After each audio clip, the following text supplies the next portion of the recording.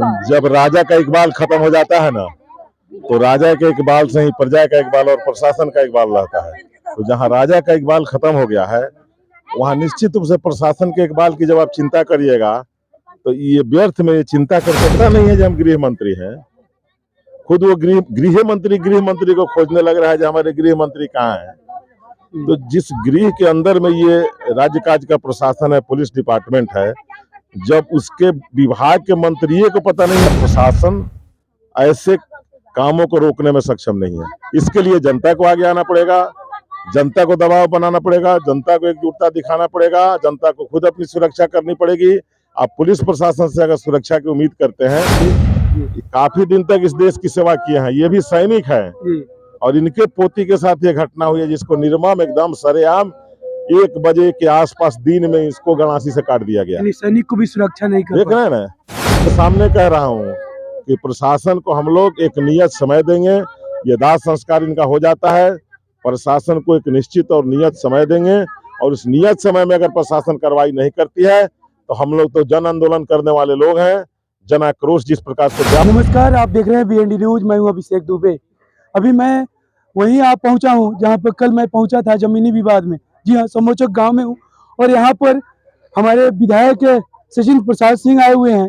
हम उन्हीं से जानेंगे क्या बिहार की प्रशासन इतनी कमजोर दिखाई दे रही है कि एक हत्या कर दिया जा रहा है लगातार और मार दिया जा रहा है। आप यहाँ पर घटना स्थल पर आए हैं, क्या बिहार की प्रशासन इतनी कमजोर दिखाई दे रही है क्या कि किसी को भी जान से मार दिया? देखिए, जब राजा का इकबाल खत्म हो जाता है ना, तो राजा के इकबाल से ही प्रजा का इकबाल और प्रशासन का इकबाल रहता है।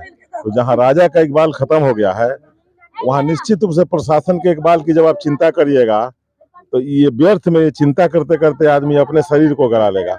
यहाँ राजे का इकबाल खत्म है। देख रहे हैं रात दिन जो यहाँ का राजा है, ठीक पागलपन की स्थिति में रह रहा है।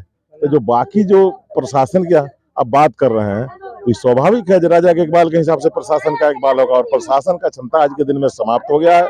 डर भय समाप्त है, मन में किसी को न कोई डर है न भय है। जहां जिसको जब मन कर रहा है, मार पीट खून खराबा दंगा फसाद यही करना है। बिहार के मुख्यमंत्री हैं नीतीश कुमार जी, उनके पास गृह मंत्रालय भी है।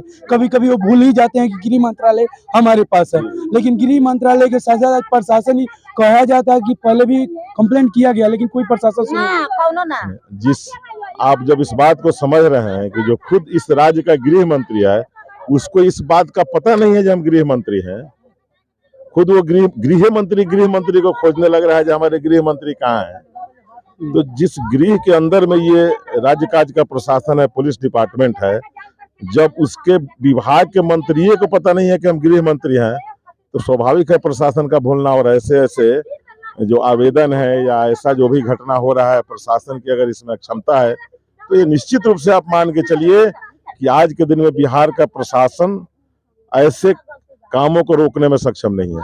इसके लिए जनता को आगे आना पड़ेगा, जनता को दबाव बनाना पड़ेगा, जनता को एकजुटता दिखाना पड़ेगा, जनता को खुद अपनी सुरक्षा करनी पड़ेगी।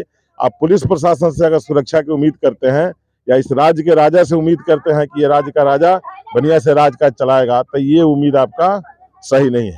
अच्छा, क्या ये मान लिया जाए कि जंगल राज पार्ट 2 चल रहा है बिहार में? उससे ज्यादा चल रहा है।